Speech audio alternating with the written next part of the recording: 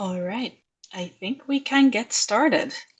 I'll kick off this panel session by welcoming everybody. Thank you so much for joining. I see more people are coming in, so please do feel free to introduce yourself in the chat, and I will follow up with an introduction on our end as well.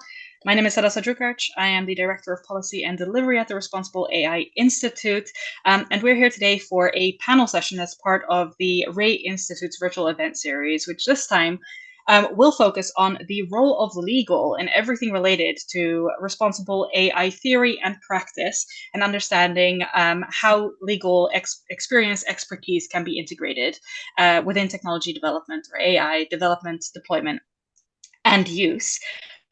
For that, we are joined by three wonderful panelists, and we're excited to have this as an all-female panel as well, which is always exciting. We're joined by Aleksandra Wawrzyszczuk, Program Director at LawTech UK, Betsy Greytok, who is the VP and Associate General Counsel Foundation Models at IBM, and finally, last but not least, we have Stephanie Goutos, who is the Head of Employment Law Practice Innovation at Gundersen Detmer. So with that, I will leave those introductions to what I just stated, because I think all three of you would do a way better job at sharing more about your experience, your background with the audience we have today. So with that, I'll hand it off to you, Aleksandra, first, and then you can pass it on to Betsy and Stephanie. Of course, delighted to be here, Hadassah, and welcome everybody. Thanks for involving me. So I've seen legal innovation from multiple fronts. I've executed digital transformations in-house, and I've been an academic for a while. And I've also been building that ecosystem in the UK. So I have, over the last 10 or so years, I must say that I have seen probably every single possible iteration of our interaction between different market players in this space. And I will introduce myself on an optimistic note, is that things are changing. And despite the fact that we keep talking about sometimes the same themes, or we've been talking about the same things like data and implementation and adoption, things are improving. And I hope that that's going to be something that will come through in conversations today. And passing on to Betsy. Hi, everybody. I'm Betsy Greytok with IBM, and had kind of an interesting introduction into AI, in that I was working on mergers and acquisitions, and for wonderful reasons got asked to participate in IBM's AI ethics board. So my first kind of foray into the area was supporting the AI ethics board and learning about AI in that setting, and then moved over to support our research team as they develop foundation models. And so, like Aleksandra, I'm seeing innovation as it's like still in research, not even on the development table. And I agree with you. Exciting things are coming. It's coming at lightning speed. I love my job because it changes weekly. And I agree that there's a lot of exciting things coming in terms of making it easier for people to embrace models and be able to, I'll say, massage them to do what they need them to do within their own enterprise. Lots of innovation around safety and guardrails coming, lots of innovation as far as developing compliance tools, ways to track what the models are doing, way to track your compliance with different regulations around the world. And it is kind of a theme of being able to do more with less. So less data, smaller models, smaller amounts of energy. We're just on the cutting edge of where this technology is going to go. And so I agree, it's a very exciting time to be in this field. So I'll pass it to you. Thank you, Betsy. And I echo what both of you said. I think it is a really exciting time. I'm Stephanie Goutos. I'm the Head of Employment Law Practice Innovation at Gundersen Detmer. I oversee all of our group's strategic KM and innovation initiatives, which, as you can imagine, involve a lot of AI these days. I'm a recovering litigator. I was a class action litigator for about 8 years in federal courts in New York, and then transitioned over to the KM side. So I feel as though I'm really in the trenches. I'm building these tools, I'm experimenting, I'm finding out how our attorneys want to use them. I'm diving in on all different use cases. So I'm really excited to be here today and talk about the future. Thank you so much to all three of you. And just wanted to give a quick note before we dig into the questions we have set for today, that this panel will be up until 12 p.m. Eastern time. And I'm happy to open up the floor to any questions at the end, or please feel free to use the chat in the meantime. And if there are any questions that the three of you would want to respond to, I can either pass them by you or feel free to integrate them within the answers that you give. With that, I think we should get into it. Now, I know I'm going to start with you, Stephanie. I know that all three of you essentially just mentioned a little bit of what excites you within the space, but I want to start with the day-to-day work that legal does when it comes to supporting product teams, engineers, developers, with developing new AI systems and tools, because legal has a very diverse role, right? We tend to think of legal as a label that counts for everyone working in that space, but I think in practice that's not the case. So maybe starting with you, Stephanie, and Betsy and Aleksandra, if you want to add to that, please feel free to. But I would love to know what your role actually looks like in practice, right? How do you support Sure. these? Yeah. Yeah. So I will start by saying that we are experimenting and testing a number of AI tools. We actually built our own called ChatGD at Gundersen. It allows our attorneys to search and manipulate documents, and it's in a secure enterprise instance of OpenAI's models through Microsoft Azure. So that allows our attorneys to go in and actually upload client documents, any other source material, search it, have a conversation with it, and really experiment in a safe place so that they can understand the benefits and the risks associated with AI.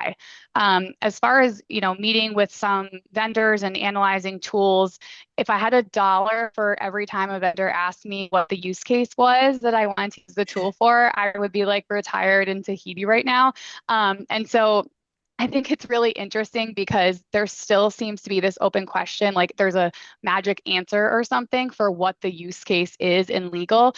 But the truth is there isn't, because at least on the private practice side, it's so complex and diverse depending on the type of firm that you are. Are you transactional or litigation? Totally different needs and use cases. And then even at the firm level, you're going to drill down to what the practice groups need, right? So the employment practice group, that's where I am, we have much different needs than the corporate attorneys who are drafting transactional documents. And so, and then once you get into the groups, I think at the partner level and the associate level, there's differences. So it's really this giant puzzle trying to fit together. What do all of these people need these tools for, and what's right fit for them? So I guess that's where I would start. Thank you so much. That's super interesting. I'm wondering, Betsy, on your end, coming more from an general counsel, more of an in-house perspective, what does this look like for you, and how, I guess you're kind of like the center of information there, right? Pulling between all these different stakeholders. Yes. What's it like from your end? And I'm not really sure where to start,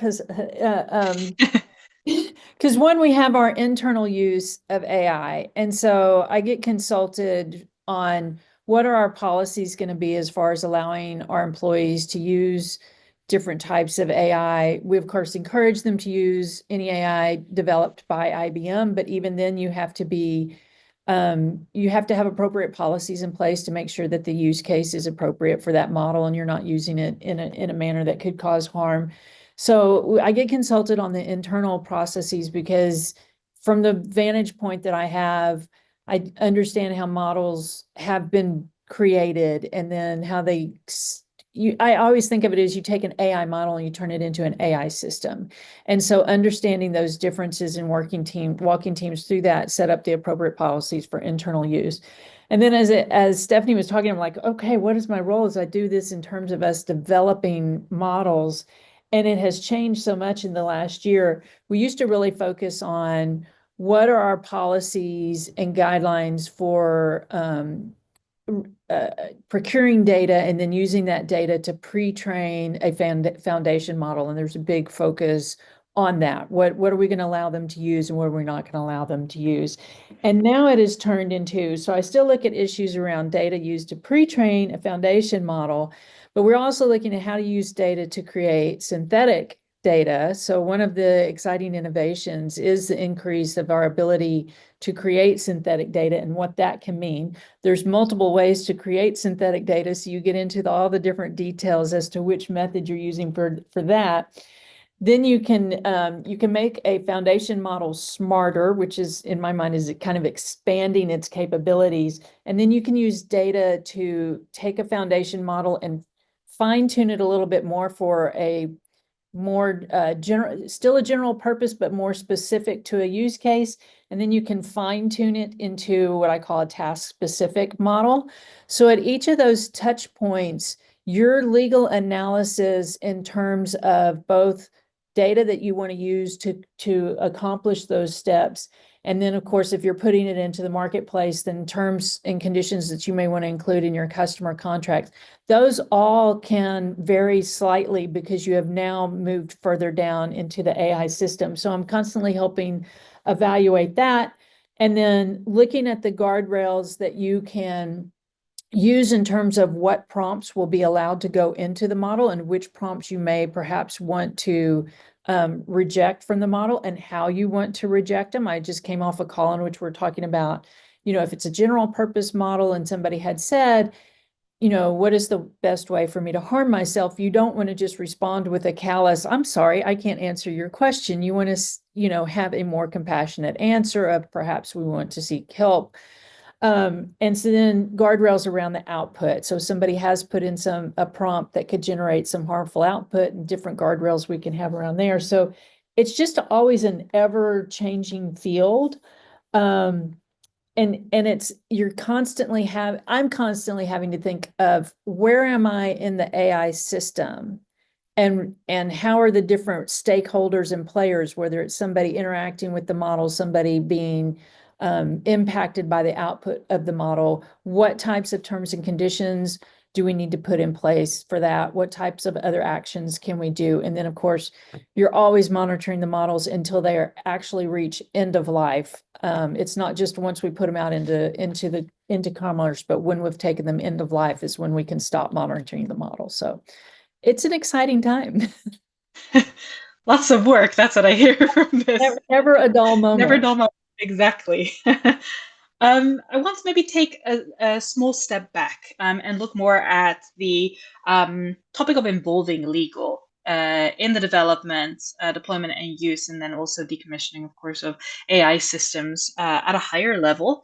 Maybe addressed to you, Aleksandra, because I think that you've seen this coming from different perspectives, right? I know that you have been involved in both the different ways in which law impacts the development of technology on the ground, but at the same time, how technology is impacting law and kind of how those things interact. And so when should legal be involved?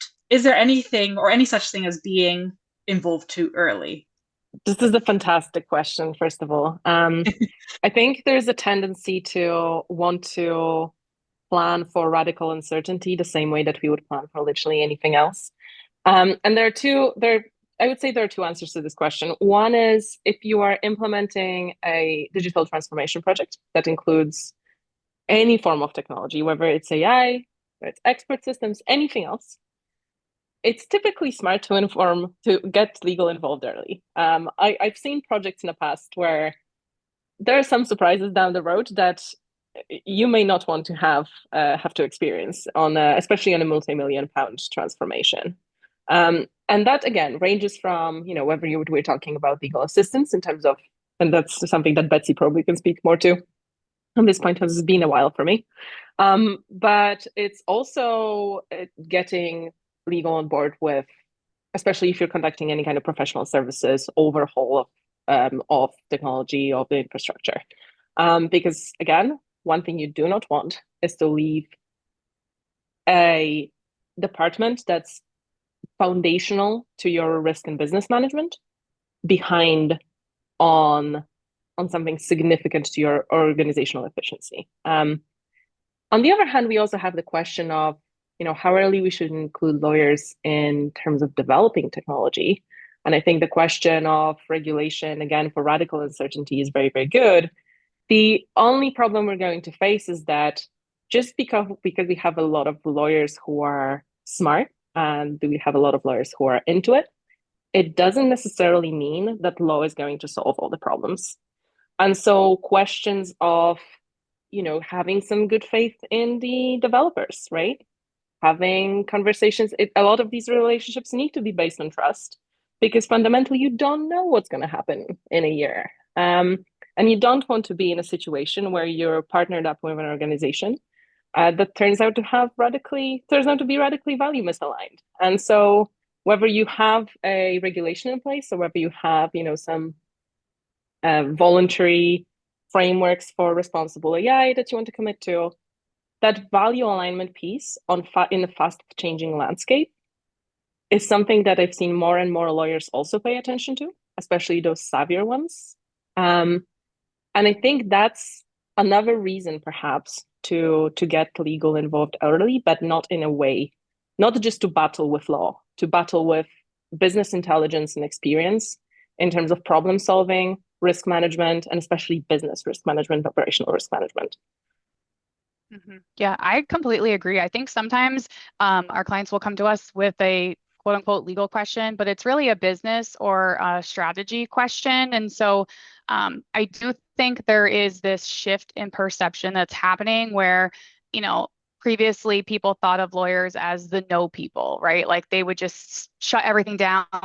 Sales didn't want to loop in legal because they're not going to be able to close it, whatever. They're just a roadblock. And I think that's changing. And I think the perception now is more a strategic partner. They're more aligned on the business strategy. I think that AI will actually help this because, lawyers can use the AI for the more low-level tasks and focus more on the higher strategic work. So that is something that I'm interested to see how it evolves from being the no person, quote unquote, to like how can we get a solution and, here are your options and here's the risks, and then you make the business judgment. And without hogging the mic, one thing I would also say is that looking at it from a perspective of ecosystem building and the startups that are coming through with quite a lot of interesting ideas, what's also really, at least for the startups that I've seen, the legal team can break a deal. And I think this ability to be able to assess whether, you need to go with full guns blazing on indemnity liability, and if anything goes wrong, we will destroy you, on a deal that's, a pilot for 10K. That's a judgment call that a lot of lawyers need to make. And I think that, again, that the new generation, especially the generation of lawyers now who are more attuned with tech, have seen a lot of deals come through. That is a significant thing. That's a very significant factor in how we will be able to develop technology and adopt technology. That role of lawyers cannot be understated. I'll give you a slightly different perspective on it, which is we were looking at on the IBM org chart and kind of figuring out this flow of how these different lawyers are engaging. And so I sit with the foundation models team, the team that actually is developing all of this great technology. And a large part of my role is not just to help them manage risk, but I figure out where the technology is going. I sit in on the call. What is next on the horizon? Where are these models going to go? What are the issues that we're going to have as we change how we develop models and as we change how we use these models? And I take that knowledge of, here's my predictions on what is emerging, and I feed it into our government relations team, who is helping policymakers understand, as they're creating policies, not only are you trying to address where the technology is today, this is where it's going, this or its potential for different capabilities it may have in the future, so that the policymakers have better information at the time that they're making the policies. We then have a team who interprets the policies and the regulations as they are adopted in different jurisdictions, which feeds into a group that creates a baseline for us. All of our AI, whether we're procuring it or marketing it, has to satisfy a certain baseline that we set for ourselves, informed by the regulations. I feed into that team too, so that our baseline is not just dealing with what the regulators have said that we need to do, but just like Responsible AI advocates, we want to get ahead of ethical issues that may be coming up, other management issues that may be coming up. And so we want to feed it into the baseline before the regulations actually hit that. And if we don't have the attorneys embedded in each of those phases of the AI development and adoption, that communication breaks down and you're always trying to play catch up. So it's really critical to not just for all the reasons that were said here, it's like, yeah, we can help you identify the problems early. It's helping you predict where this is headed and getting ahead of even that. It's a very fascinating discussion. I want to, you all three of you beat me to it. I was going to say, I want to open up the discussion that I started with Aleksandra to everyone. But you went for it. So I appreciate that. And I think this is really interesting, very different perspectives. I think there's a common thread across all three of you. Betsy, you've mentioned a couple of times how you essentially are kind of like a pin in the middle of different groups. Like you just mentioned that when you were speaking about like more of the regulatory efforts, the policymaking efforts, the essentially like the main stakeholders around you that are trying to also make sense of what is happening from a top-down perspective and then from a bottom-up perspective as well. Not necessarily legal related, but how do you manage stakeholder expectations and how do you work with these different stakeholders on the ground? Do you have any, I wouldn't want to say tips or tricks, but what is your secret essentially of managing that in the right way? I don't know that I have a secret for that. I mean, some of it has been trial by error, right? Where they made some mistakes early on, not including us, not thinking through some of the legal issues, and figured out how expensive that is, especially if you're developing a model. It's really expensive to make a mistake in the training of the model, and then having to go back, because a lot of times you have to go back to ground zero. So you can spend a significant amount of money. And so there was some trial and error in that. We've certainly had our fair shares of technology that we either adopted or put out on the marketplace and then found out that there was an ethical problem with it. Facial recognition is an example of that, of where we didn't get ahead of the issues. We didn't predict what was going to happen. So, for those who have startups or newer companies, look at the mistakes of those who are going before you and say, okay, how do we avoid that? And then certainly with my internal clients, more effective than saying, this is the regulation and we have to comply with it, or this is what the regulation is going to be, and then you're going to have to comply with it. I always emphasize it's the brand and the reputation that you want to lead with. Coming out with facial recognition that had problems of bias, tarnished our brand. It wasn't where we wanted to go. And so we pulled it and took measures to correct it and try to make sure that never happens again. But one of the most impactful ways that you can influence the stakeholders is say, look, this, and it helps that we have our CEO who embraces this concept. So Arvind always says, trust is your license to sell. If you don't have the trust of the client, they're not going to buy from you.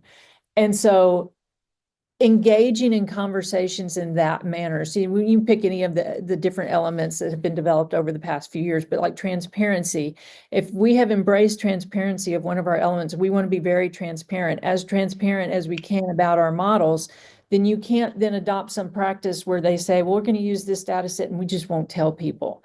And you have to say, it takes it out of the legal analysis of can you use that data set and turns it into, should you use that data set, or should you have the model engage in this type of activity, which you can have it track different things. You can have it take data and I always say, send it back to the mothership for training.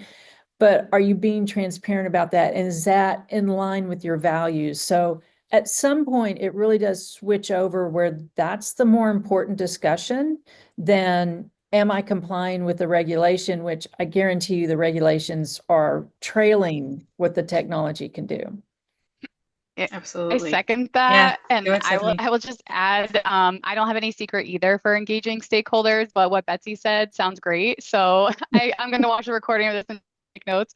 But I think also you need to get the right people in the room. And there seems to be a tendency of just getting like the higher level leadership roles on task force and committees. And I've definitely seen where, if you're rolling out an AI tool and your management tech committee doesn't have a paralegal or a secretary or a junior associate on it, that's a missed opportunity, because the way that they're actually using the tools every day is so different. I mean, the reality is the partner is probably not the one that's going to be using some of the drafting tools. They're going to be getting it after it's already been drafted, and they're going to be doing their high level review. That's just how it is. So I think it's important to consider when, you're communicating across all these departments, like make sure that someone from all the departments is represented, and not just at the leadership level. You should have all different types across the organization, because it's really helpful. Yeah, so no secrets here, I see. I was waiting for a big stakeholder engagement and management secret. No, thank you so much for that answer. And I totally hear what you're saying. Having the right people at the table and looking at diverse perspectives rather than, your top leadership, and also ensuring that there is alignment across the bottom line, which I think ties in very nicely to what you just mentioned as well, Aleksandra, on, maybe legal obviously has an important role, but if you can create that alignment on what you as an organization should consider to be your brand and how you develop trust with your ultimate customers, then it should actually be something that, a way of working that is embedded across the organization as a whole, and not just within legal as being that type of information center that guides the rest of the organization on what can and can't be done. And unfortunately, that's harder, because the hardest part of any kind of digital transformation is the change management. And I'm sure a lot of us will agree with this, that it's not the technology that's typically the problem. It's typically, unfortunately, us. People, And so it's a huge opportunity to start building this trust very early, and that's going to benefit everybody in the long run. Because again, if you stumble across a problem down the line, the last thing you want is the person who's going to start just literally slap a contract in your face. This is not what any of us want on any kind of project that we really want to make work. And so that opportunity to capture attention early across the organization is just honestly essential. Absolutely. Yeah, I would fully agree with what you're saying. I think maybe we can turn this conversation into a slightly different direction. And I want to essentially pull on something that Betsy, you had mentioned earlier, direct this to Stephanie maybe to start with, but that is acceptable use policies, and looking at how internally you make use of AI as an organization. How do you educate employees on the use of that technology? Now, we're seeing a lot of discussion right now around AI literacy, and I know that the EU hasn't made that discussion any less prominent or clear, let's put it that way. But maybe starting with that topic of employee use of technologies. Stephanie, I know that you have a ton of experience in this space and a ton of ideas and insights on where we currently stand in terms of the guiding policies, principles, and practices. So can you maybe give us a bit of a lay of the land in terms of what we're seeing out there? Sure. I promise not to take the whole webinar to go through this, but it's pretty complex right now. I guess I'm going to start more high level, like what the legal and regulatory requirements are, and flow down from there. So obviously this changes very, very fast. I don't think the legislation will ever be able to keep up. And the change in administration at the federal level has obviously impacted this too, because there had been, agencies like EEOC, Department of Labor, and other federal agencies that had issued guidance, on AI and hiring and anti-discrimination laws. But the enforcement priorities have shifted under the new administration, and so a lot of those documents have been removed or rescinded. And so the on an AI action plan, and I think the deadline is March 15th. Don't quote me on that, but I'm pretty sure that's what it is. And so that would be interesting to see what kind of comments and responses they get on that.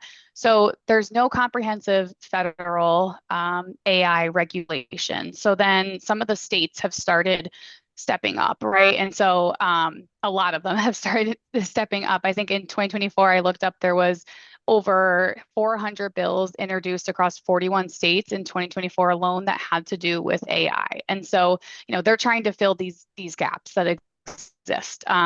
California, they're trying to target algorithmic discrimination. New York, they have their local law 144, which is the New York City law. And then actually in the state of the state remarks, the governor had said that New York State plans to amend their WARN Act and require disclosure of AI's role in mass layoffs. So you need to report if the layoffs are related to using AI to replace workers. And that's the first state that would be doing that. So that's interesting.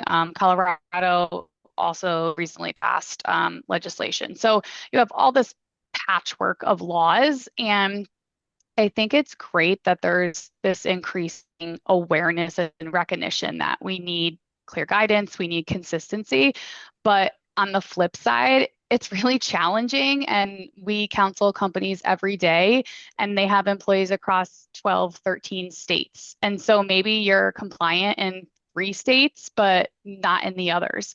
And maybe you're compliant today, but are you compliant next year and the following year when the legislation kicks in, some of the new bills that were passed? And then I also think it's challenging because some areas like patents, right? Like that's federally controlled. And so the states can't step in.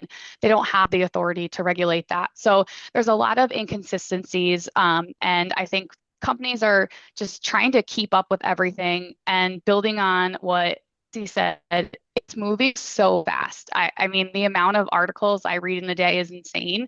And I still feel behind. So I think that just how fast everything is moving is creating a lot of issues for long-term compliance. Yeah, there certainly is a lot going on, and I'm impressed. Something I want to ask you, I think all of you, maybe we can just address that question now, but how do you actually keep ahead of all of these developments, right? I mean, and I'm in this too, I can safely say. It's really hard to keep up with all of these developments, and there's something going on every single day, as Betsy, you just mentioned, both in terms of work in the company, but also just in general, looking at the landscape as a whole. There's never a dull moment. I'm truly never a dull moment. So I'm sure that there are many people, and I get this question quite often, that is, how do you stay up to date? How do you prioritize between all of these developments? What do you look at? What don't you look at? What essentially, how do you keep an eye on what is important for you as a professional, be it as a lawyer, be it working within a company, or even pursuing academic research, which I know is something that you do a lot, Aleksandra, as well. How do you prioritize across all of these developments? I'll address that to all of you in no specific order, so whoever wants to jump in. Well, I can say, I mean, one, it takes a village. So there's many of us within the corporation that are following the developments, and we have, Slack channels that are dedicated towards trying to keep everybody abreast of the latest developments. We have law firms that help us, and various tools that we use to track it. So that's just tracking, what is happening. And I'm always surprised of something new. I saw one in the chat about New York also doing something with CSAM and chatbot. So I've written that down. I need to go figure out what that is. But what has helped us is we've laid out foundations as to how we're going to approach AI, which we did this back in 2019 when we established the ethics board. And so we already set the company values in terms of acceptable use, which applied to both what we will put on the market and how we will use AI internally. So it works both ways.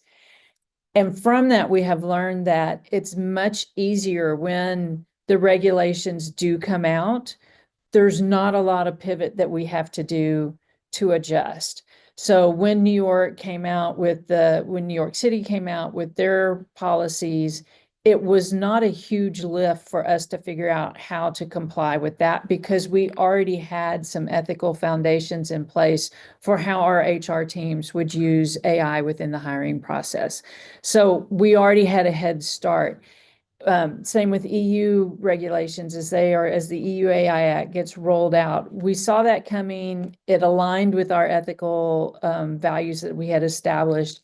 And so we're easily able to pivot and comply with that.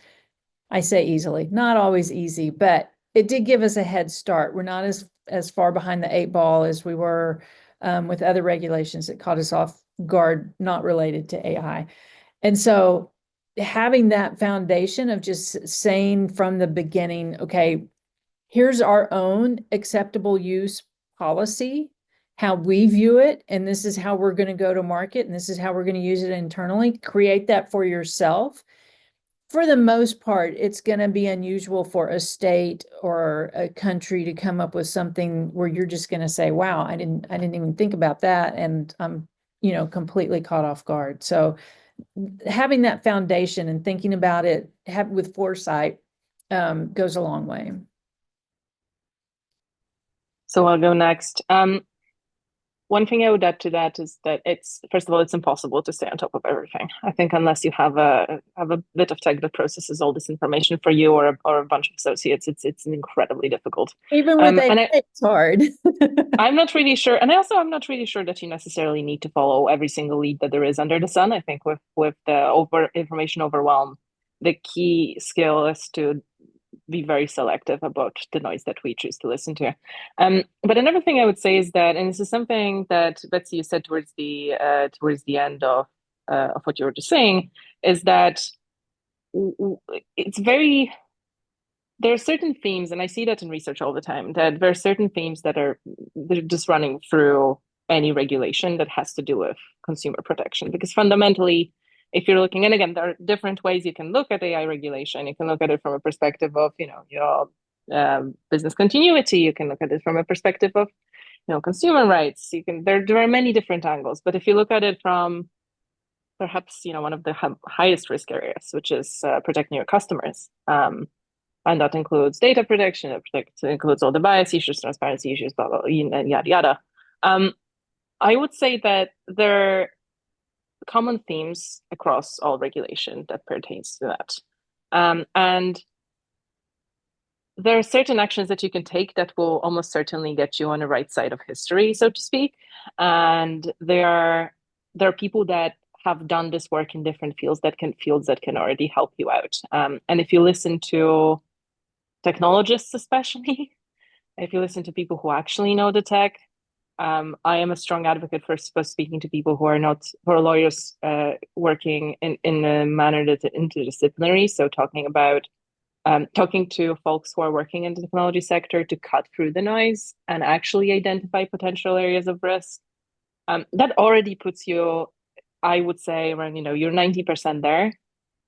But that's separate from the discussion that I think is also coming through, which is the very formal compliance policies that or compliance that you need to perform in-house, whether that adheres with the general regulation.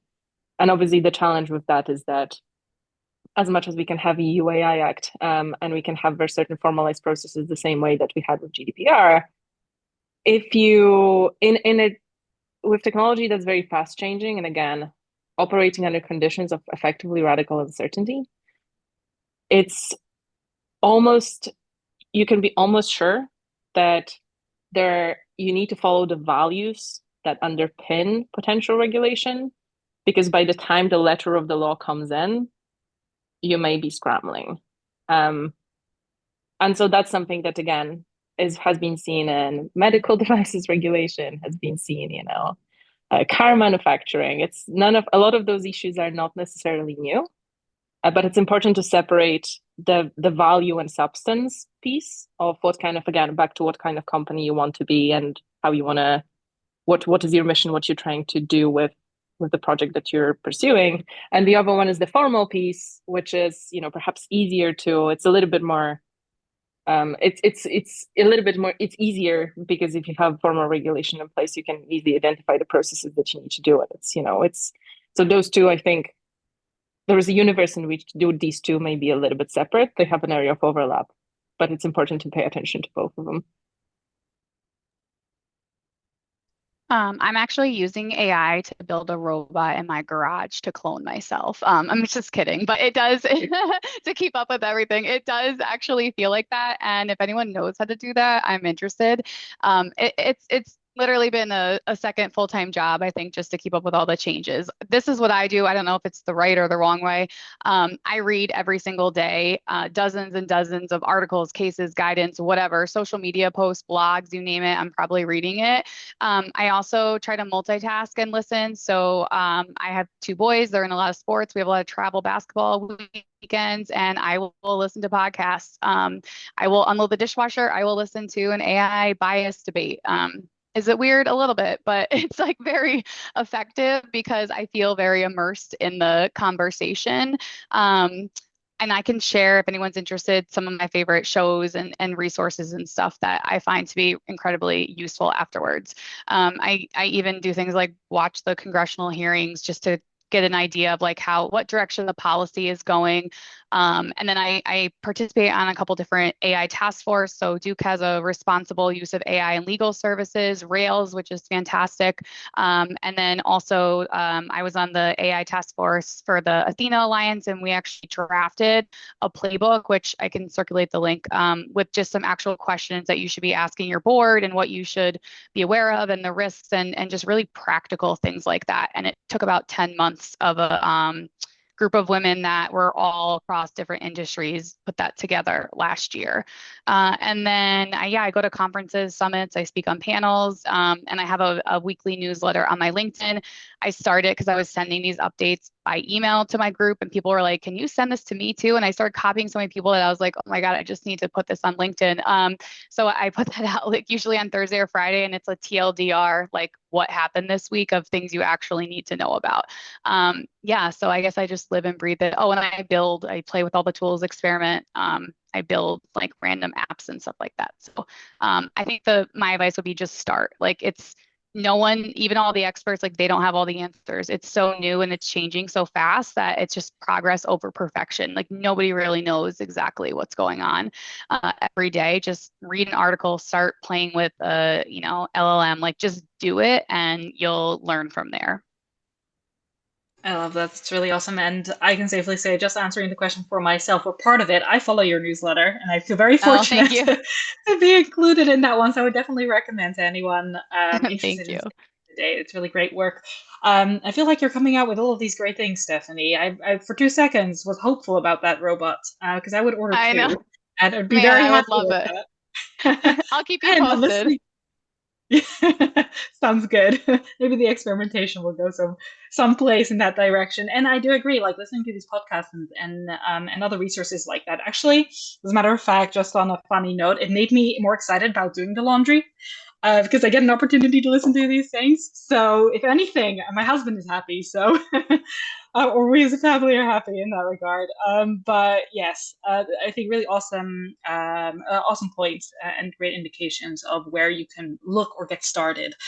Even when you think that there are experts out there, there's a lot that everyone can still learn.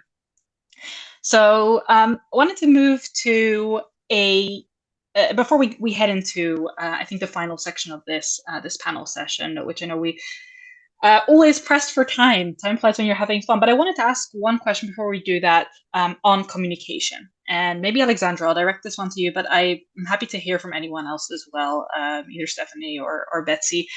Communication, moving from legalese, where as legal professionals, we tend to look, say, the policies, right? If we look at acceptable use policies, working myself on building some of these policies, even though I'm the only legal person on our team at the Responsible AI Institute, inherent in these mechanisms is a lot of, language that is not accessible to broader teams, at least in my opinion. Maybe I'm wrong, so please do challenge me if that's the case.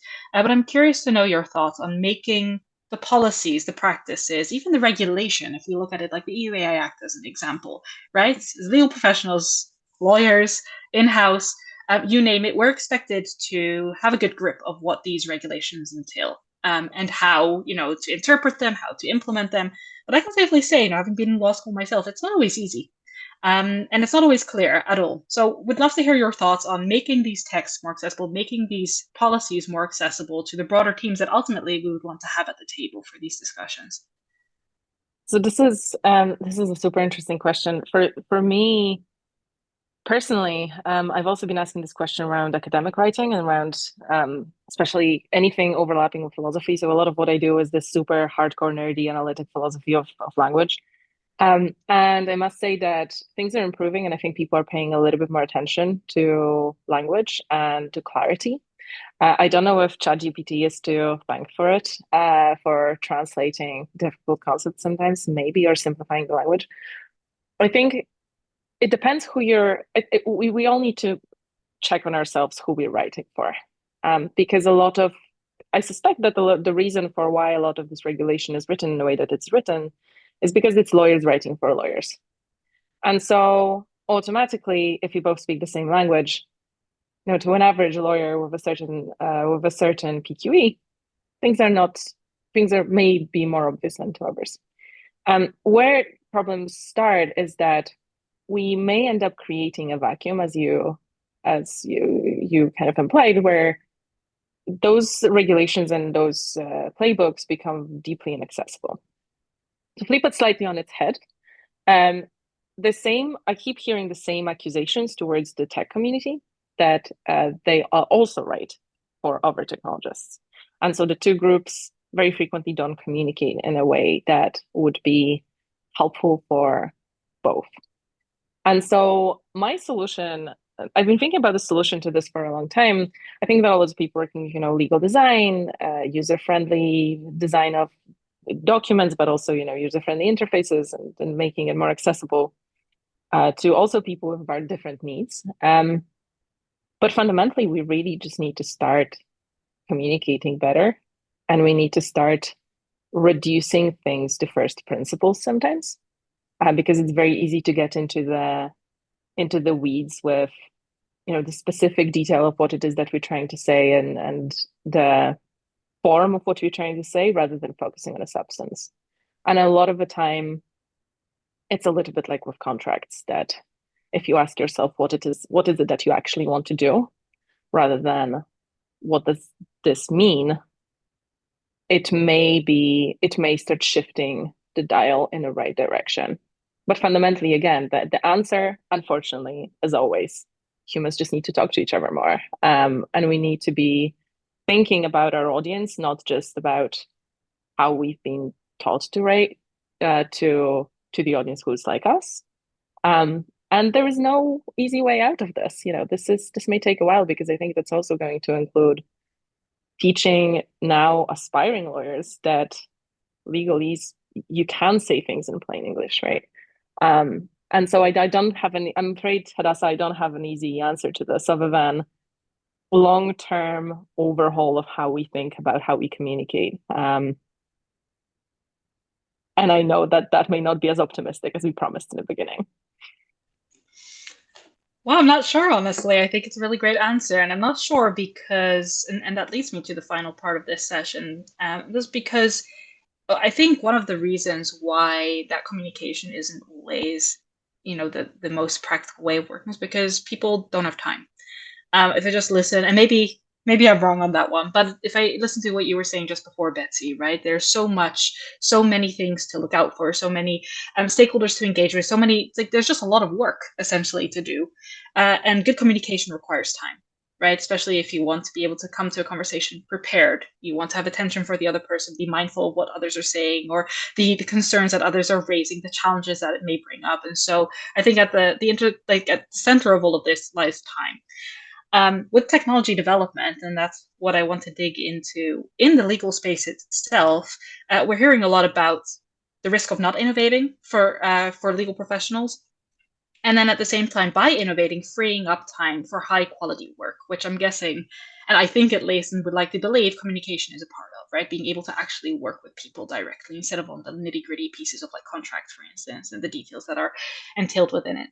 So I would love to dig deeper into that balancing act, right? Between, on the one hand, safeguarding the organization against certain risks related to innovation, but at the same time also not moving past the risk of not innovating, using it as legal teams themselves, and then freeing up that time to dedicate to more higher value work. So maybe starting with you, Stephanie, in terms of working with the technology on the ground, and I know that you experiment a lot, what are some of the use cases you're seeing? How are you essentially using technology to streamline your work processes as a lawyer?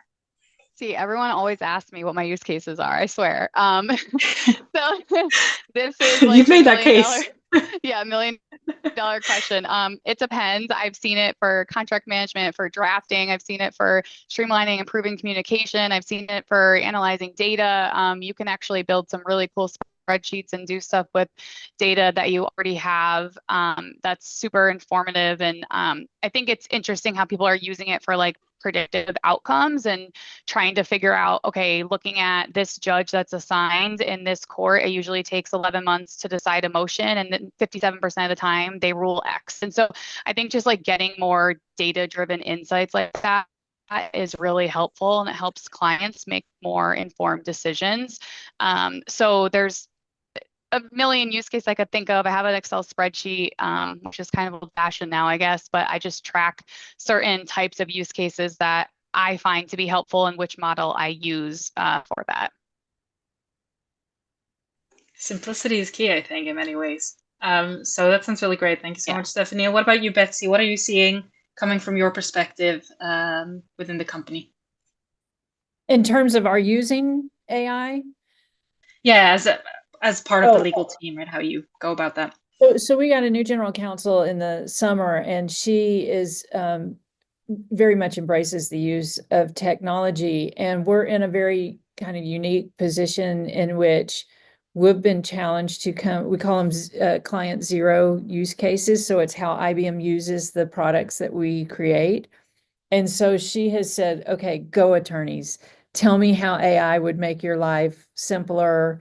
And then they look at, do we need to, procure that from a third-party vendor, or is it something we can build with our own granite models or other AI technology? And if we can build it with our own technology, those really get the support of senior management because we're essentially creating a marketing story. And she opened it up to brainstorming and really engaging all of the attorneys around the world saying, how would AI make your life easier? And you have to get over the fear of, oh, it's going to replace us. And then there's going to be all these huge layoffs because we sell AI. So we need to be able to sell this message of, no, it's going to make you more productive. You can do the higher value work. And it doesn't just mean that you're going to be replaced by AI. Our CEO before Arvin was Ginny Rometty, and she always said AI really should stand for augmented intelligence. So we do go into it with a mindset of how can it augment what it is that we do, not replace what we do. And I think in the legal world, it would be hard to replace the attorney making judgments. AI just is not at that level where it could completely replace an attorney, and you're going to lose some of the creativity that we come up with arguments and different contracting language and things like that. So it's been pretty exciting here because she embraces it and didn't like just create a task force or hire somebody to go investigate as to what we should do. She opened it up to all of us and said, tell me what you want. So it's a great way to do it and get good ideas. Yeah, that's absolutely wonderful. I think, and there's only more to come as far as I can see in the industry, especially the legal tech space, if we see what's going on in terms of the technologies being developed and how they're becoming more specific to the legal domain. Aleksandra, I see you went off mute. Do you want to add on to this? What's interesting about this is that we spend, just generally as an industry, we talked a lot about B2B side of things. On a B2C end, we're now finally seeing a lot of companies coming through that are going to take the low value work. They're just going to take it. And honestly, from my past experience, I was going to say, don't quote me on this. I know this is being recorded. I have seen, when I was in house, I have seen work that was completed by simple letters, nothing too, I'm not talking about the quality of argumentation. I'm talking about very simple court letters that I now see are AI generated, and the AI generated materials are better for the user and they're better for the client who's paying for them, and they're better phrased and they make everybody's life easier than what on occasion I would have seen from some lawyers who were representing clients in like really small claim courts. And so if we can get on board as an industry with the B2B side of things, it may also be interesting to start thinking about our role as lawyers and how B2C technology can also bring a lot of benefits to the industry rather than seeing it as a massive threat. Because, and I will say that, I always say it, there's a certain margin of the market that nobody's competing for realistically, that could really help us as a profession to develop in a better direction, improve our life to work balance, make us happier, make us more engaged, not dread admin all the time, come after higher value work. But I think that the B2C space is going to also impact what we do just as much as the B2B, contract management and the stuff that we normally would see on a daily. Absolutely. I think it's a fascinating time. Actually, Anthropic, I believe, recently published, I think it was this week, published a report or research that they'd conducted on the future of work and kind of how their technology, like the Claude, is being used among what professions and how they're picking up on that, I guess, more low value work, mainly, or higher value, but like very interesting insights. And I guess, it's just one perspective. There are so many other perspectives that are missing here and layers that are built on top of their technology that we're not seeing, which is oftentimes the case in legal. But maybe to close off this panel, speaking of that higher value work and what is to come, would each of you want to share what you're most excited about looking into the future in terms of the work that you'll be doing? Aleksandra, you're my screen largest, so go for it. More trust-based and common sense engagement with technology, and more communication between not just lawyers, but between lawyers, policymakers, and technologists. If that's what happens in the next 10 years, I'm going to be, we're all going to be celebrating. Absolutely. What about you, Betsy?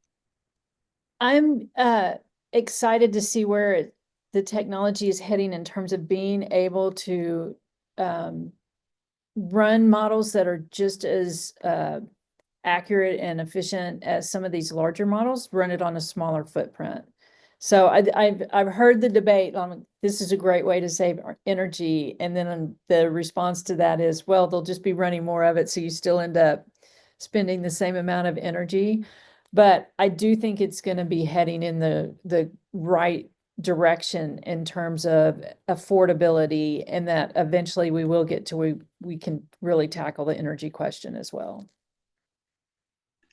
Yeah, it's a big topic. There are a lot that we could have a whole session about in itself, Yeah. in and of itself. So absolutely.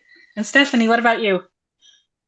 This is a tough question. I think just high level, I'm excited for the technology that helps people. I saw something about like a tool that helps vision impaired, people see, and there's also these mini robots that apparently can clean your teeth in the future, like instead of the dentist, at the dentist, augment the dentist. I don't know what the whole situation is, but it sounded kind of awesome. So I think just there's truly amazing possibilities on the horizon, and I'm excited to see what the future holds. Absolutely. That makes 4 of us. And thank you so much. I think we'll close the panel there. Thank you so much for all of the insights that you've given. And I also appreciate you stepping into the chat. I'm a terrible time manager. That's something that I'm looking forward to learning more about. But we don't have time to open up the floor. But I appreciate you stepping in and answering everyone's questions as we were having this discussion. Thank you so much. And thanks to the audience as well for joining us today. Thank you. Thank you.